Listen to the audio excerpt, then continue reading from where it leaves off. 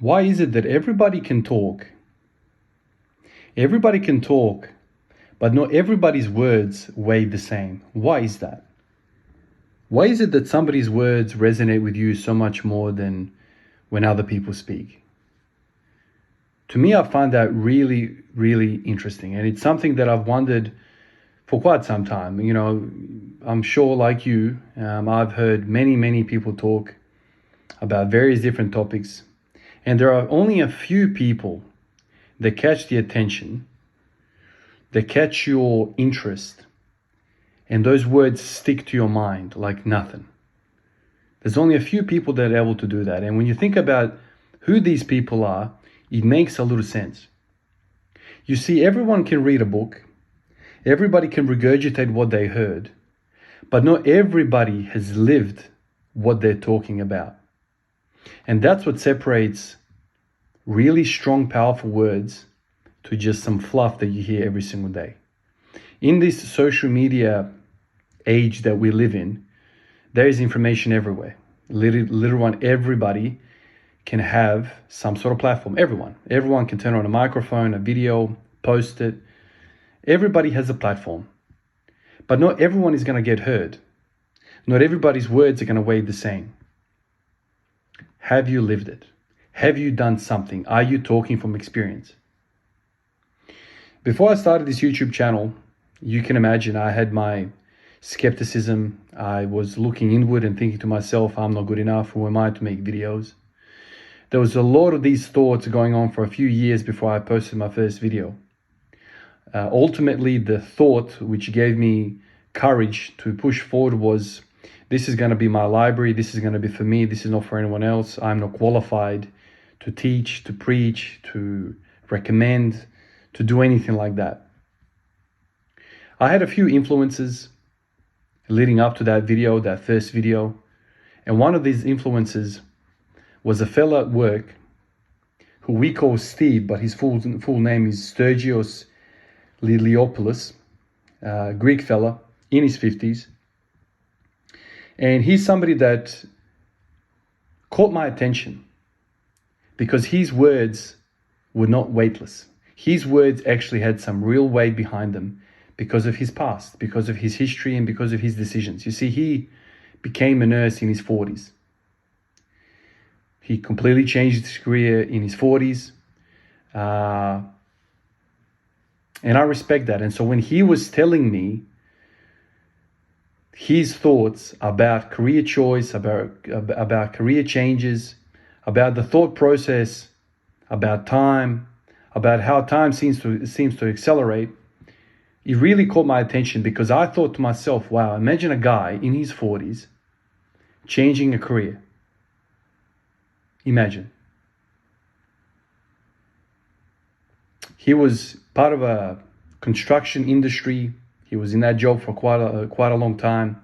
And frankly, he got sick of it and he didn't like that job for a long time. Finally made the decision to take a leap into something that's completely foreign to him. He never thought he was going to be a nurse. He did the course and he started working in ED. And he caught my attention and we started clicking, we started talking. And soon I found myself often asking him opinion about certain things. Once again, his words had weight. Weight because he has lived, he has courage, and he has the determination, and I can see that. Now, if somebody was telling me a story that never made any hard decisions, never made any challenging periods successful, why would I listen to somebody like that? So people that have an effect on you are those people who actually have some experience, who know what they're talking about. They didn't just read a damn book. They didn't just watch a movie or a documentary and come out on the other side really wise. The people who really should have a platform, should teach, should speak, are the people who have actually lived, who have done things. And Steve, for me, always used to say to me, when I was, on night duty, when we had time to talk, and, when he would ask him, what are you doing? What do you want to do? And I'd say, look, I want to start a YouTube channel. I want to start documenting my journey. I want to start doing this, doing that, and all these thoughts. I had distant ideas that I wanted to do YouTube. Ultimately, I was too scared, and I started doing YouTube not for the original reasons. I just wanted to document. But I always thought, wouldn't it be great? Wouldn't it be great? And he used to say to me, it's never too late, but don't waste your time. You don't want to be the guy in a nursing home who's regretting not doing something because of whatever reason. It wasn't the right time, it wasn't the right money, I was going to take a loss here, take a loss there. He says to me, I had a really good job in construction. I was making quite a good money. All of a sudden I quit and I'm pursuing nursing and I'm starting right at the bottom of the hierarchy. I heard that and I thought, you know what, man? I respect you for doing that. I respect you for doing that. Tell me more. Tell me more about the process which was involved in you making that decision. And it's funny because, I've had this YouTube channel for 3-4 years now.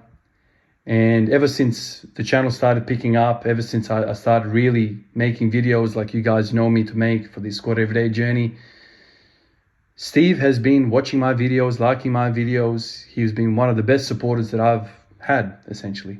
He always plays my videos, and every time I see him at work, he pulls his phone out, he's check it out, and he scrolls through, and I can see the red bars underneath. He's always supporting me. And I think he goes both ways. I respect him for what he did. He inspired me to do what I did. And I think he sees a bit of me, a bit of himself in me. Because I also, like him, had a bit of courage to do something that I really wanted to do. And I stuck my neck out. It was really, really embarrassing to hear my voice the first time I made a video. I never did anything like that before, and I was frankly embarrassed to listen to myself on video. And now, after 3 years of making God knows how many videos, I'm fully comfortable, like I'm talking to somebody in the room, my wife, my kids, or whatever. I couldn't care less. But that was a process. It didn't just happen overnight. And it was those thoughts that Steve and I often talk about, that courage, that inner voice that you have to somehow get to. You have to find that courage somehow to break free, to chase, to do something that you love. And I know Steve's going to be listening to this. And Steve, I want to take this opportunity to thank you on video. I know I've spoken to you many times before, and I've said thank you to you in real life many times before. And I hope other people who are listening to this video have a Steve in their life, have an influence in their life, somebody that has done something, has taken a step, even if it was a very difficult step. You think in your 40s you'll be set, you're kind of looking towards your retirement, blah, blah, blah, blah. Steve pulled the pin and took a different direction because he felt that in his guts that was the right thing to do. And so I know there's a lot of us out there. Some of you guys might be listening to this, thinking to yourself, shit, I wish I could do something like Steve. I had the courage to do something that I wanted to do. I wish I had the courage. And to you, I say this. Look around you. Find people whose words mean something to you. Find the people whose words have some weight to them. And think to yourself, why is that the case? Why do I resonate with this man or this woman? Why do those words stick with me? And it's probably not because they've read some really cool books, not because they've seen some really cool movies. It's because they have been there, done that. They have taken the steps which you are looking to take. Be more around those people. Ask those people some questions. Pick their brains. See what the inner workings are of somebody who is brave. Pick their brains. And if you surround yourself with people like this, slowly you will also start to believe that this can be you as well. So I appreciate you, Steve. This video is dedicated to you. I know you're going to listen to it. And I really hope people out there look for influencers like Steve.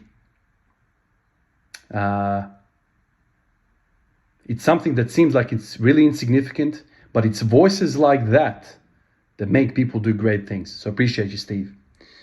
Another person that I want to shout out in this video is a fellow by the name of Colton. He's the latest person on the Patreon list. So Colton, I want to appreciate you for jumping on and supporting me this extra step. It's a really nice feeling to see a new name pop up. So thank you for that. Appreciate all of you guys, and I'll catch you in the next one. Peace out.